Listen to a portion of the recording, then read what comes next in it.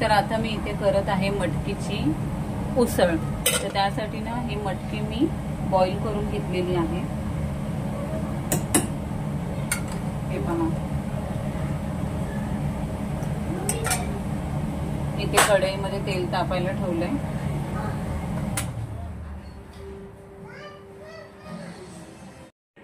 नमस्कार मंडळी, कसे आहात सगळे। तर आज आपण बनवणार आहोत मटकीची उसळ। तर त्यासाठी ना मी मटकी बॉईल करून घेतलेली आहे, ही पाहू शकता। आणि आता ना मी फोडणीला तेल गरम करायला ठेवलेलं आहे। थोडं तेल जास्तच गरम झालं ना म्हणून मी गॅस बंद केलेला। तर हे 4-5 पाकळ्या लसूण आहे आणि कढीपत्ता।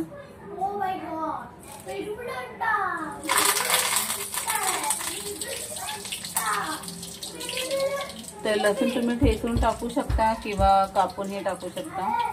मी बारीक असे कापून टाकते आता। तर छानपैकी आता लालसर होऊन द्यायचे लसूण।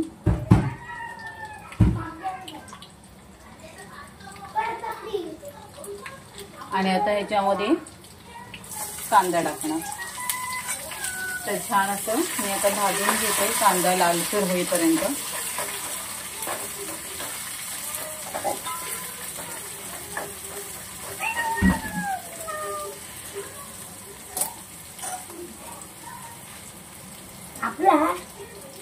तर हे वाटप काढलेलं आहे।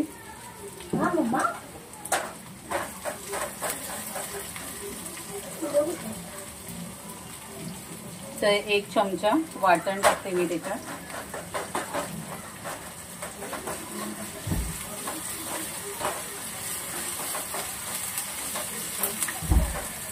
वाटप आणि कांदा ते छान तेलामध्ये फ्राय झालेला आहे। मिसळ मसाला आणलेला आहे।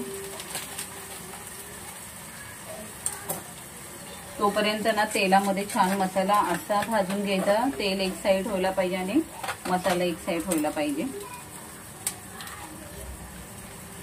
तर मी जास्त नाही, अगदी थोडंसं चवीनुसारच मी मिसळ मसाला टाकणार आहे। तुम्हाला नसेल टाकायचं तुम्ही नाही टाकला तरी काही प्रॉब्लेम नाहीये।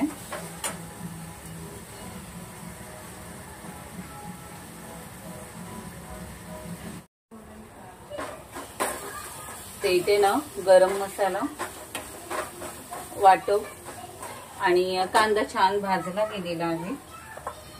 त्याच्यात थोडंसं हळद, हिंग आणि चवीनुसार आपला घरातला घरगुती लाल मसाला मी थोडाच टाकणार आहे।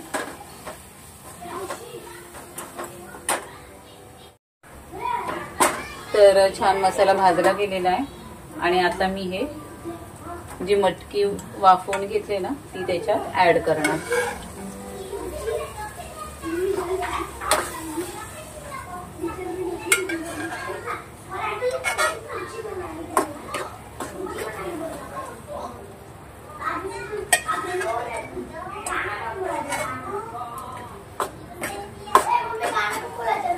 आता चवीनुसार मी ह्याच्यात मीठ टाकून घेणार।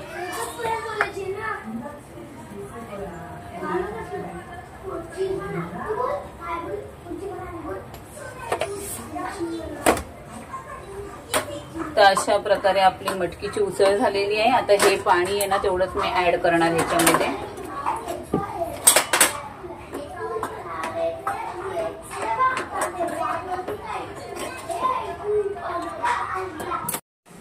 तर ह्याच्यात मी पाणी ऍड करून घेतलेलं आहे।